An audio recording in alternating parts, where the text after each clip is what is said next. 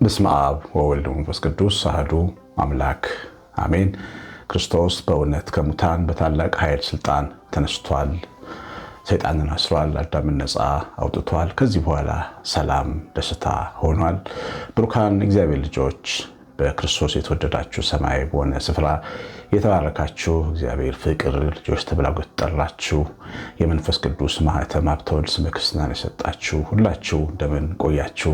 ሁሉን የሚችል ጌታ አምላክ እግዚአብሔር በተወደደ ልጁ በጌታችን በኢየሱስ ክርስቶስ ስም ከመንፈስ ቅዱስ ጋር የተመሰገነ የተወደደ ይሁን። እንግዲህ ዛሬ የምንማረው አቤቱ ወደ አንተ ነፍሴን አነሳለሁ በሚል የትምህርት ርዕስ ነው። እንግዲህ ብሩካን እግዚአብሔር ልጆች መጽሐፍ ቅዱስ የማይመረመር ነገር ግን ደግሞ በጥልቀት ስንመለከተው አጠገባችን ኑሯችን ውስጥ ያሉትን ጉዳዮች ዘርዝሮ የሚነግረን ነው። የዛሬው ትምህርታችን መነሻ መዝሙር 24 በቅንፍ 25 የዳዊት መዝሙር አቤቱ ወደ አንተ ነፍሴን አነሳለሁ፣ አምላኬ አንተን ታመንኩ አልፈር፣ ጠላቶቼ በእኔ አይሳለቁ፣ አንተን ተስፋ የሚያደርጉ አያፍሩም፣ በከንቱ የሚገበዙ ያፍራሉ። አቤቱ መንገድን አመልክተኝ፣ ፍለጋህን አስተምረኝ። አንተ የመድኃኒቴ አምላክ ነህና በእውነትም ምራኝ አስተምረኝ። ቀኑን ሙሉ ተስፋ አድርጌሃለሁ፣ ምሕረትህ ቸርነትን እያሰብክ ይላል። በዚህ ቃል ውስጥ ዳዊት ወይም ዘማሪው የነበረበትን ሁኔታ ትረዳላችሁ። ነፍሱን ወደ እግዚአብሔር ከማንሳቱ በፊት ነፍሱን ከራሱ ጋር ያደረገ እንደነበር ያሳያል። ይሄ አዲስ ነገር አይደለም። ያው ሰው ብዙ ጊዜ የሚሞክረው ሰው እንደመሆኑ አቅሙን፣ እውቀቱን፣ ችሎታውን፣ ማስተዋሉን፣ ግራቀኙን ያሳልፈኛል፣ ያዋጣኛል ብሎ የሚያስብበት መንገዱን ነው። ምንም ነገር ሲገጥመው ታውቃላችሁ፣ እንደዚህ አይደል? ሁላችንም እንደዚህ ነው የምናደርገው። ምንችለውን ሁሉ እናደርጋለን። ሰዎችን ችግሮቻችን እንዲፈቱልን የብዙ ሰዎች ስልካችን ላይ አለ። አንድ ነገር ሊፈጠር ቶሎ አይምሯችን የሚያስበው ከሌ ጋር በደውልለት ብለን እናስባለን። ወይም ደግሞ ያን ሰው አግኝቼ ባማክረው የተሻለ ነገር አገኛለሁ ብለን አጠገባችን ካሉ ሰዎች እና አጠገባችን ካለው ሁኔታ ተነስተን የገባንበትን ነገር ለማስተካከል እንሞክራለን። ይሄ ተፈጥሯዊ ነው፣ ሁላችንም የምናደርገው ነው። ይሄ ሰው በራሱ ነፍስና በራሱ መንገድ ሲመራ ማለት ነው። አንዳንዴ ቀላል ይሆናል። እንደ ቀልድ አንድ ሰው ጋር ደውለ ነገሮች ሊስተካከሉ ይችላሉ። ግን እነዚህ ነገሮች እግዚአብሔር ጋር ጉዳዮቻችንን ከመውሰድ እንዳይከለክሉን ግን መጠንቀቅ አለብን። ለመሰላችሁ ትንሹ ነገር ነው ትልቅ ነገርን የሚያስለምደን።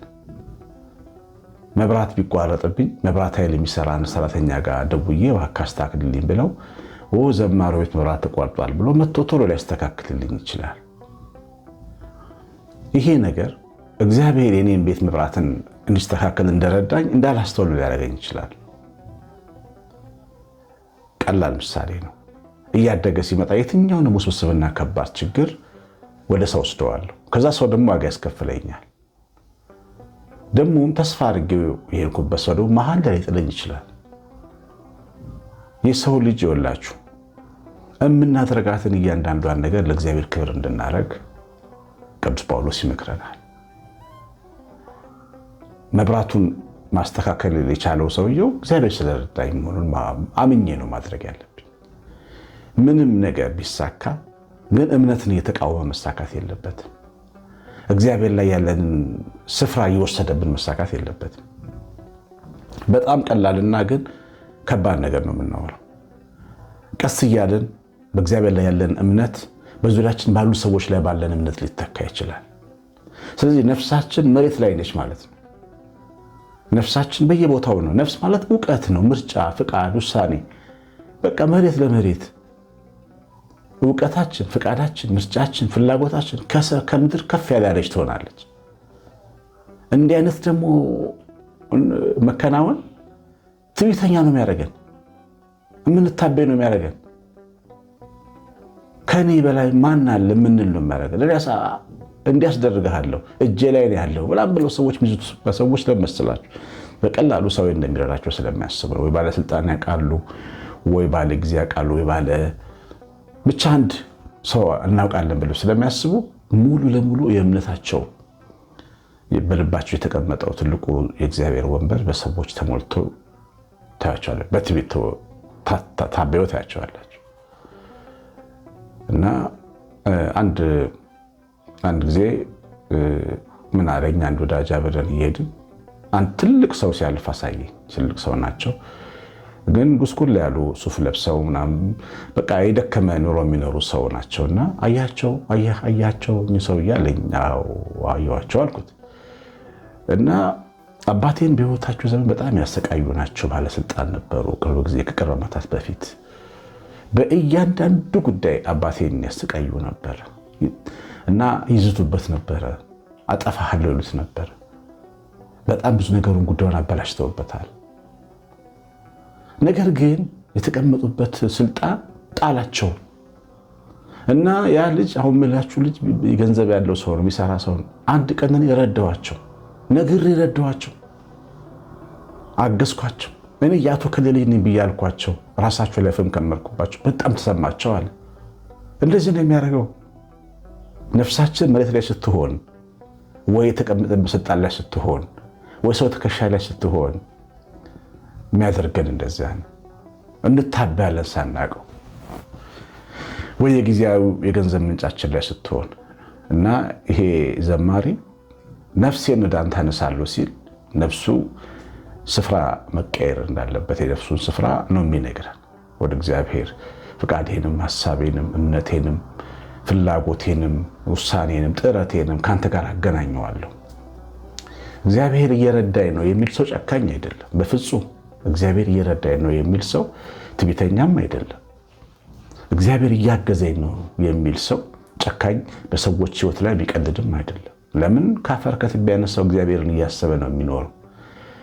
እና ነፍሳችንን ከእግዚአብሔር ጋር በእያንዳንዱ ጉዳይ ማገናኘት በጣም አስፈላጊ ነው። እንዴት አድርጎ ይፈትነናል መሰላችሁ ሰይጣን? ነፍሳችንን በራሳችን አሁን ባልነው በሰው ትከሻ፣ በስልጣን ትከሻ፣ በሆነ ትከሻ ላይ ስናስቀምጣት የሚመጡብንን ነገሮች ነው ቅዱስ ዳዊት የዘረዘረልን።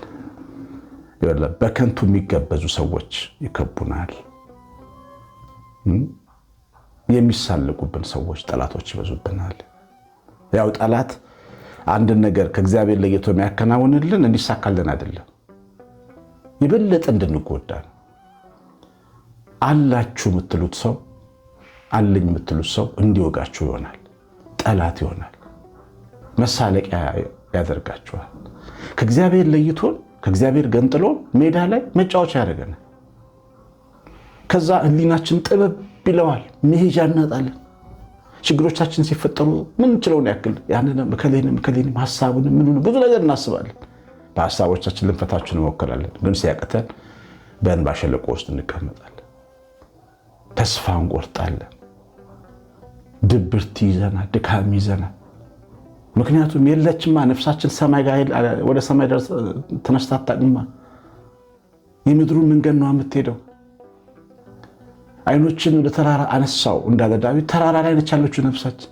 ትንሽ ከፍ ያለ የምትለው ጋር ዞራ ረዳት አላገኘች። ግራ መጋባት ውስጥ እንገባለን። ይሄድ ሊሄድ የሚል ቋንቋ አሁን የምንለው ችግር ውሳኔ ነው። ጠላቶች የሚገበዙብኝ ፈሩ ሲል የሚገበዙበት ተነስተው ነበር። አያችሁ ነፍሱን ሜዳ ላይ በጣላት ጊዜ ዳዊት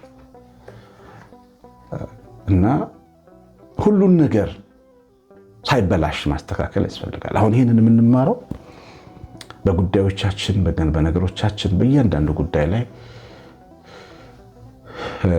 እግዚአብሔር እንደሚረዳን ለሱ እየነገርን መፍትሄ እንዳለው እያመንን መሄድን መልመድ አለብን። ይሄ ደግሞ ከትንሽ ነገር ነው የሚለመደው።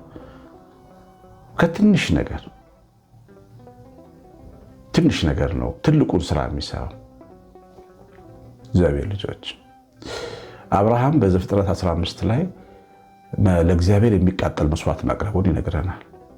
ልጁን ለማረድ የጨከነ አብርሃም የጀመረው የሚታረዱ ዋኖሶችና በጎችን በማረድ ላሞችን በማረድ ትንሹን ነገር በማድረግ ነው። እግዚአብሔር ከትንሽ ነገር ነው የሚጀመረው። ትልቅ ነገር፣ ትልቅ እምነት፣ ትልቅ ብርታት፣ ትልቅ አስገራሚ ጥንካሬ፣ አስገራሚ ስኬት ላይ የምንደርሰው በእምነት በትንሹ ነው። እግዚአብሔር ላይ ባለን ትንሽ እምነት እና እያንዳንዷን ጉዳይ ከእግዚአብሔር ከአምላካችን ሐሳብ ጋር መገናኘት አለብን። ምን ማለት ነው? ለምሳሌ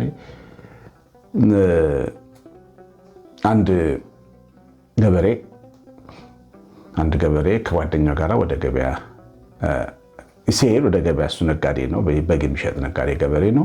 በጉን ለመሸጥ ሲሄድ ሌላ ደግሞ መንገድ ላይ ሌላ ከገበያ የሚመለስ ጓደኛውን ያገኛል። እንዴት ዋልክ? ደህና ነኝ። ከየት እየመጣ ነው ሲለው፣ አይ እግዚአብሔር ፈቅዶልኝ ገበያ ሄጄ ሸጬ ገዝቼ እየተመለስኩኝ ነው ሲለው፣ ምንድነው አንተ ደግሞ ሁሉ ነገር የምታመናፍሰው? እግዚአብሔር ፈቅዶልኝ ገዝቼ ሸጬ የምትለው ገበያው እዚህ ጋር ነው፣ እዚህ ጋር ደርሰህ እንድትመጣ እዚያ አላፈቅድልህም፣ ምን ማለት ነው ብሎ ያው ሰውየው ላይ ቀልዶ ያልፋል። ያ ነጋዴ፣ በግ የሚነዳ ነጋዴ። በኋላ እንግዲህ ለዓመት ባሉ ዕቃ ገዝቶ ሊመለስ የሄደ ሰው መንገድ ላይ በገበያው ዳርቻ ላይ ወንበዴዎች፣ ሌቦች ያገኙትና ይደበድቡታል፣ በጎቹንም ይሰርቁታል። ባዶ እጁን ይቀራል ማለት ነው። ተመልሶ ወደ መንደር ሲመለስ ያ እግዚአብሔር ፈቅዶልኝ ያለው ሰው መንደሩ አካባቢ ያገኘዋል። እንዴት አለ? ደህና ዋልክ? ወዴት እየመጣ ነው ስለው፣ አይ እግዚአብሔር ፈቅዶልኝ ቤቴ ልመለስ ነው አለው ይባላል። እና እዛ ጋር ሲሄድ ትንሿን ነገር እግዚአብሔርን ፈቃድ፣ እግዚአብሔርን ሐሳብ፣ እግዚአብሔርን ነገር በትንሽ ነገር ያየው ሰውዬ ይብን ቤት መግባት ለካ እግዚአብሔር ፈቃድ አይሆንም ብሎ አሰበ። ቤት ያስገባኸኝ፣ ያስወጣኸኝ፣ የተነሳሁበት፣ የተኛሁበት አንተ ነህ፣ ምስጋና ይገባሃል። ስትነሱ ምስጋና ለእግዚአብሔር። ተነስቼ ሰላም ተኛሁ ማለት በሰላም ስተኙ፣ ዛሬ በሰላም ተኛሁ፣ አይምሮዬ ሰላም አደረ፣ እንደዚህ ነገር አላሰብኩምና አትበሉ። ስላላሰባችሁ አይደለም፣ ሰላም ስላሳደረን ነው እግዚአብሔር። በሰላም ወጣ፣ በሰላም መጣ፣ ነዳጅ አግኝቼ ነድቼ ስለመጣሁ በሰላም የመጣሁት አትበሉ። ምክንያት ለእግዚአብሔር ስጡ። ሰላም የሚያስገባ እግዚአብሔር ነው። ጉዳይ ኑሯችሁ ከሌና ውቄው ከሌ ረቶኝ ጉዳይ አለቀ አትበሉ። በመጀመሪያ እግዚአብሔር ረዳኝ በሉ። ሰውን የሚሰጥ እግዚአብሔር ነው። እያንዳንዷን ጉዳይ ከእግዚአብሔር ጋር ማገናኘት እምነታችን እንዲያድግ ያደርጋል። የእግዚአብሔር ፍቅር በልባችን እንዲቀጣጠል ያደርጋል። በእውነትም እግዚአብሔር አምላካችን አጠገባችን እንዳለ እንድናየው ያደርጋል። ሰው እግዚአብሔርን እንዲሸፍነው አትፍቀዱ። ሁኔታ እግዚአብሔር እንዲሸፍነው አትፍቀዱ። ምክንያቱም ሰው ቋሚ ወዳጅ አለን፣ ቋሚ ጥላ የለውም እኛን የሚያግዝ ቋሚ ጥላ፣ ቋሚ ረዳት እግዚአብሔር ነው አጠገባችን ያለው። እሱን የሚሸፍኑ ነገሮችን፣ ጥላዎችን አትሰርጉ፣ አንሰርግ። ነፍሴ ወደ አንተ አነሳለሁ ሲል ከባድ ውሳኔ ነው፣ ትልቅ ውሳኔ ነው፣ ጥሩ ውሳኔ ነው። እግዚአብሔር ልጆች እግዚአብሔር ጋር ትኩረት ስታደርጉ ወይም ፈቃዳችንን፣ ነፍሳችንን አሁን እንዳልነው ከእግዚአብሔር ጉዳይ ጋር ስናገናኝ ምን ያደርገናል? መንገድ ያመለክተናል። መንገድህን አመልክተኝ። ፍለጋውን ይሄ በምን መንገድ የተሻለ ቦታ እንደምንደርስ ያሳየናል። ይሄ ሌላው እግዚአብሔር ጋር ባለን ግንኙነት የምናገኘው ጥቅም ነው። መድኃኒት ይሆንልናል። የሚያጠቁን ቢነሱ ይታደገናል። የመድኃኒት አምላክ ስለሆነ የመድኃኒት አምላክ ነህ ይላል። በእውነት ይመራናል። እያታለለ እየሸነገለ እየዋሻ አይደለም። በእውነት ይመራናል። የሚጠቅመንን ነገር የእውነት ያሳየናል። እግዚአብሔር ከኛ ጋር የውሸት ጨዋታ አይጫወትም። እግዚአብሔር ሕፃን አይደለም። በእውነት የሚመራን ይሆናል። ምሕረቱን፣ ቸርነቱን ከጥንት ጀምሮ ያስባል። ከኛ ጋር ሲሆን ከሰው ጋር መዋል ምሕረቱን ካላሰበ አይቻልም። እግዚአብሔር ከኛ ጋር ለመዋል፣ ከኛ ጋር ለማደር እግዚአብሔር እኔ ቤት አደረ ብዬ ስነግራችሁ ምሕረቱንና ቸርነቱን ካላሰበ ሊሆን ሊያድር አይችልም። ከቆሻሻ ሰው ጋር እንዴት ያድራል? እግዚአብሔር አንቺን ረዳ ሲባል ከደካማዋና ከሰነፏ ከኃጢአተኛዋ ሴት ጋር እንዴት ይኖራል? ምሕረቱን ቸርነቱን ካላሰበ ከአንተ ከወንድሜ ጋር ቢሆን ደካማነት፣ ኃጢአተኛነትህን፣ ስንፍናህን የሚያልፈበት ምሕረትና ቸርነት ስላለው ያን ምሕረት፣ ያን ቸርነት፣ ያን የመስቀል ዋጋ፣ ያን የመስቀል ስቃይ እያሰበ አብሮን በትዕግስት ይሆናል፣ ያግዛል። ስለዚህ ነፍሳችንን ከክርስቶስ ጋር ከእግዚአብሔር ጋር አገናኝቶ ሕይወትን መኖር ያስፈልጋል። እግዚአብሔር ነፍሴን ወደ አንተ አነሳለሁ እና እያንዳንዷን ጉዳይ የሚያግዙንም ሰዎች የሚረዱንም ሰዎች ምቹ ሁኔታ ቢኖር ግን ከአምላካችን ጋር ክብሩ ጋር አገናኝተን እንረዳው ይገባል። ብዙ እንደተማራችሁበት ተስፋ አለኝ። የሰማነውን በልቦናችን ጻፈ። መንፈስ ቅዱስ ይባርካችሁ። እግዚአብሔር ቸርነት የእናታችን እመቤታችን ረድኤት በረከት የምላት ጥበቃ አብሮን ይሁን። ትምህርቱ ላይ ኮሜንት አድርጋችሁ ስለምትወጡ ስለምትጽፉ ምስጋና ይገባችኋል። ደግሞ ቤተሰቦቻችን ያልናችሁ ቤተሰቦቻችን ብትሆኑ በጣም ደስ ይለናል። እግዚአብሔር ባርካችሁ። ቀሲስ አሸናፊ ገብረማርያም ነኝ። ሰላም